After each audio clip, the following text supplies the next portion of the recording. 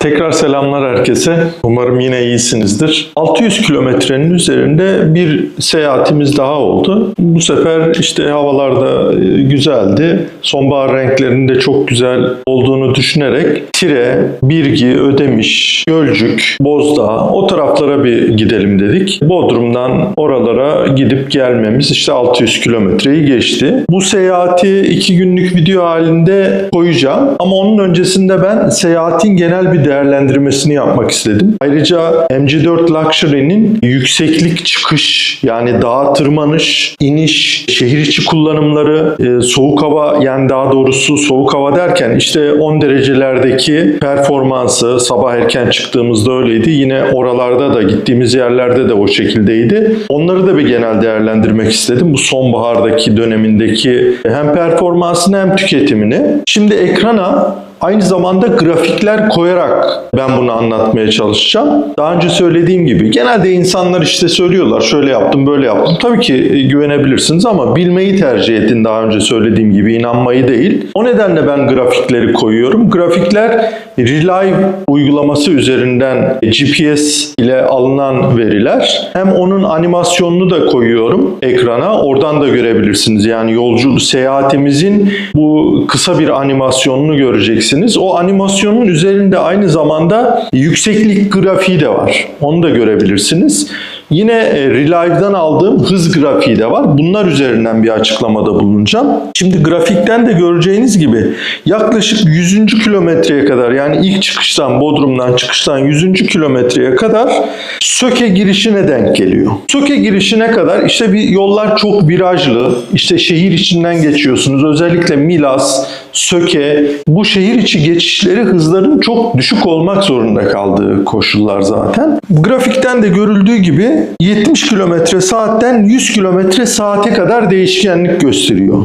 Bu ilk 100 kilometre. Bunun nedenini de az önce söylediğim gibi hem virajlı yollar hem şehir içi geçişleri. Zaten ben kullanımım da sakin kullanım. Daha önceden de hep söylüyorum zaten. Hız stabil olarak yükseliyor. Yani 70 kilometrelerden 100 kilometrelere doğru çıkıyor hız. Söke şehir içi geçişinden sonra, yani 100. kilometreden sonra ise daha yüksek süratli hızlar için uygun koşullar oluşmaya başlıyor. Zaten grafikten görüleceği üzere 100. kilometreden sonra, yani Söke'nin şehir içi geçişinden itibaren 110 km/saat hızlarla hedef hızımın olduğunu, işte önüme gelen araca göre, sollamaya göre bu hızın değiştiğini ama yaklaşık olarak stabil olarak devam ettirmek istediğim hızın 110 km/saatler olduğunu grafikten görebiliyoruz. Ben bu yollarda genellikle yol uygun olduğunda hızı adaptif cruise kontrol ile 110 km/saate sabitliyorum genellikle. Ama bu yolun üzerinde eğer bir çıkış, yokuş görüyorsam öncesinde yokuşun başına kadar hızımı arttırıp yokuşun başından itibaren ivmeyle devam edip sonrasında yavaş yavaş hızımı, yani yokuşun durumuna göre hızımı azaltıyorum. Yokuş inişte de yine aynı şekilde hızımı yavaş yavaş arttırıyorum. Ama genel anlamda bütün seyahat boyunca hedef hızımı 110 kilometrenin üstünde tutmadım. Çünkü elektrikli araçlar için özellikle sürtünme katsayıları nedeniyle 110 ve 105-110 kilometrelerin sonrası, daha önceki videolarımda anlattığım gibi, tüketim yüksek bir ivmeyle artıyor. Yolculuğun 220-230. kilometrelerinden sonra ise şehir geçişlerine geçiyoruz. Yani Torbalı, Tire'de dahil hem şehir içi geçişleri hem de bu şehir içi geçişlerine yakın yerler oluyor. Trafiğin de artabildiği yerler oluyor. Grafikte de görüldüğü gibi bu 220-230. kilometreler sonrasında hız 110 kilometrenin altına düşüyor. 50 kilometrelere kadar iniyor hız görüleceği üzere. Stabil şekilde bir düşüş var. Seyahatin yaklaşık 300-380 kilometre aralığında ise hızımız 50 ile 70-80 kilometrelere düşüyor. O aralıkta gidip geliyor. 380 kilometre ile 420 kilometre aralığında ise hafif bir şekilde hızın azalması ve çoğalması var. Onu görebiliyoruz. Şöyle açıklayabilirim bu bölümü. Ödemiş'te şehir içinde, sonrasında Birgi'de, Gölcük'te ve Bozdağ bölgesinde. Buralarda görüleceği üzere 1537 metre rakıma yüksekliğe çıkıyor. Bu 1537 metre yüksekliğe kadar bir tırmanış yaptığım için ve sonrasında da iniş yaptığım için çıkışlarda yolun virajlı olup olmamasına göre, bu yolun durumuna göre 50-60 kilometreler veya 70-80 kilometreler aralığında hızlarım oluyor. İnişlerde de yine yolun viraj durumuna göre, iniş eğimine göre 70 ile 110 kilometre saatler aralığına erişiyor hız. Bu 1500 metre rakım yüksekliğinden Tire'ye indikten sonra ise 300-350 metre yüksekliğinde olan Ayazma Derekahve Kanyonu'na bir çıkışımız var. Sonrasında ise yine yaklaşık 450-500 metreye yakın rakımlarda olan Kaplan Dağı köyüne bir tırmanışımız var. Sonra ise Bodrum'a dönüş yolumuz başlıyor. Bu Bodrum'a dönüş yolunda yine Söke'ye kadar, yani 500. kilometrelere kadar söyleyeyim, 100 kilometre saat hızın üzerinde saatte 110 kilometre hıza adaptif cruise kontrol ile sabitliyorum. Sollamalar haricinde yine 110 kilometre saati geçmiyorum. 500. kilometreden sonra ise yine grafikte görüleceği gibi 110 kilometreden aşağıya hızımız stabil bir şekilde düşüyor. Yani yolun durumuna göre, virajın durumuna göre, trafiğin durumuna göre 50 ile 80 kilometre saatler arasında hıza düşüyoruz. Burada şunu belirtmem gerekiyor.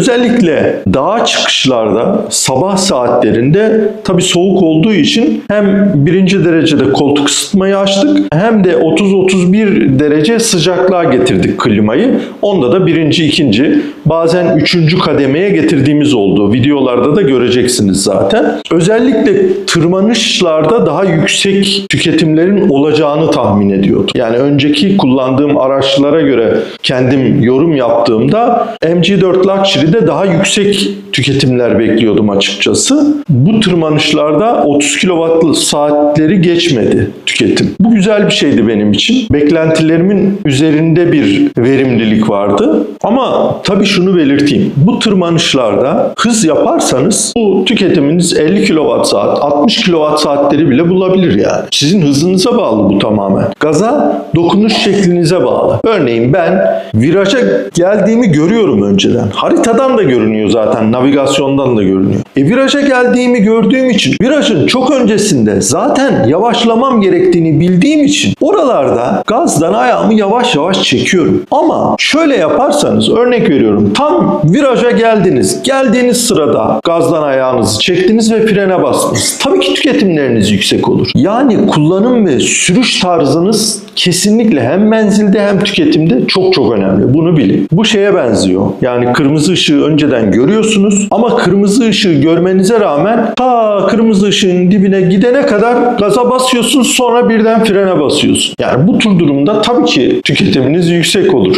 Veya şöyle düşünün. Kırmızı ışık yeşile dönüyor. Siz birdenbire gaza yükleniyorsunuz ve hızınız çok yüksek kalkıyorsunuz. Evet, arkanızda arabaları seyredersiniz ama tüketim ekranı da yukarıya doğru çıkar. Şimdi şarjla ilgili bilgilere geleyim. Ekrandaki şarj verilerinden görüleceği üzere saatlere bakabilirsiniz. Yani saatleri programladım. Sabah işte 7 gibi çıkmayı düşündük evden. 6.30-7 gibi çıkarız diye düşündük. Ona göre programladım şarjı ve %100'e geldi şarj. Biz evden çıkmadan önce. Batarya da ısınmış oldu dolayısıyla. %80'deydi aracın şarjı. Evden ben %80'den %100'e şarj ettim. %20'lik şarj.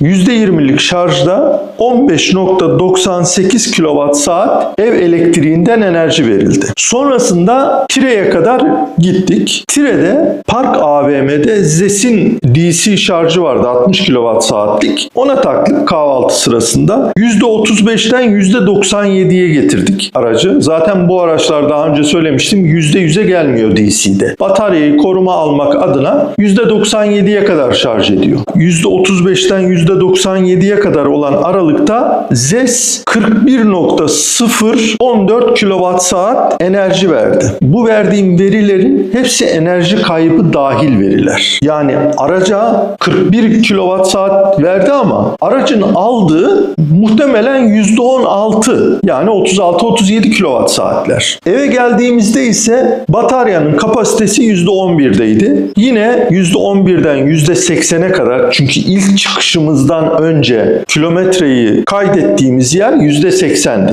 Dolayısıyla aynı %80'e getirdim ki toplamda ne kadarlık harcama yaptığımızı görelim. %11'den %80'e evden 43.97 kWh enerji verildi AC şarj istasyonundan. Şimdi enerji kaybı açısından bakarsak DC'de %35 ile %97 arasında %62'lik bir şarj yapmışız. Bu %62'lik şarj virgülden sonrasına göre hata payı, şarj için %0.9'a kadar hata payı var. Neden? Onu şöyle düşünelim. DC'ye biz girdiğimizde %35 diye aracın bataryası. Belki virgülden sonrasını vermiş olsaydı onu görürdük. Onu göremiyoruz. 34.51 olabilir. %34,51 olduğunda direkt yuvarlama yapıyor ve %35 gözüküyor ekranda. Belki %34,51, belki de %35,49. Çünkü %35,49 olduğunda da bataryayı yuvarlamayla %35 gösteriyor. Virgülden sonrasını göremiyoruz. Dolayısıyla yaklaşık %1'e yakın bir hata payı olabilir. En yüksek. Bunu da göz ardı edeceğiz tabii ki. Yapabilecek başka bir şeyimiz yok. Şimdi bu hata payını göz ardı ettiğimizde aracın net kullanılabilir kapasitesinin biz fabrika verileriyle 61,7 kWh olduğunu biliyoruz. Aracımız da yeni. İlk arkadaşın OBD'siyle zaten baktığımızda da yaklaşık aynı verilerdi. Orada bir değişiklik yok. Aracın bu kullanılabilir net bataryasına göre baktığımızda %62'si 38.254 kW'a denk geliyor. ZES'ten kaç kilowatt enerji verilmişti? 41,014 kWh. Buna göre hesaplama yaptığımızda DC'den enerji kaybımız en fazla %7.21 oluyor. Yani bizim MG4 Luxury'de o koşullarda belki 180 kWh'lik istasyondan enerji alsaydık bu %9'a da çıkabilirdi. Onu bilmiyoruz. Hava sıcaklığına göre de değişebilir. Ama o günkü koşullarda baktığımızda bizim MG4 Luxury'de DC'den enerji kaybımız yaklaşık %7 civarında. Evden şarja bakalım. Evden iki ayrı şarj yaptık. Yine bunlarda hata payı hariç %89 şarj için AC istasyonumuzdan 59.95 kWh enerji çıkışı oldu. Peki aracın net kullanılabilir bataryasına göre 61.7 kWh'lik bataryaya göre %89'u hesapladığımızda ne kadar yapıyor? 54.913 kWh yapıyor. Buna göre AC'den enerji kaybımızı hesapladığımızda da hata payını da göz ardı edersek en fazla %12.37 olmuş oluyor. Daha önceki videolarımdan hatırlarsanız alternatif akım direkt akıma dönüştürüldüğü için AC'deki enerji kayıpları genelde daha fazla oluyor. Burada da zaten sayılar oyun onu teyit etmiş oluyor. Böylece şunu görmüş oluyoruz ki hem DC hem AC ortalama bizim enerji kaybımız elektrikli araçlarda, daha öncekilerde de öyleydi. MG4 Luxury'de de öyle. Yaklaşık %10. Bunu kafadan koyacağız. Yaklaşık olarak ekran verisine %10 enerji kaybını ekleyeceğiz. Maliyet hesabı yaparken. Şimdi maliyet hesabını yapalım. Seyahat videolarını gösterirken orada göreceksiniz. En sonda yine bu hesaplamaları yaparken evden şarjda kilowatt saatini 3 lira yazmışım. Aslında ben onu yuvarladığım için öyle yazdım. Aslında 3 lira değil. Burada net rakamları bulmak adına doğrusunu yazacağım. Aslında 240 kilowatt saatin altı yaklaşık 2 lira kilowatt saati. 240 kilowatt saatin üstü yaklaşık 3 lira. Benim son gelen faturamda baktığımda benim kilowatt saate ödediğim ücret 2.25 TL. Buna göre hesaplayacağım. ZES'ten ödediğim ücret 41.014 kilowatt saat için 389.22 lira. Evden şarjda ise 59.95 kWh için 134.88 lira. Toplamda 100.96 kWh için 524 lira 10 kuruş cebimizden ücret çıkmış. Yani yaklaşık 610 kilometrelik seyahatimiz için 100.96 kWh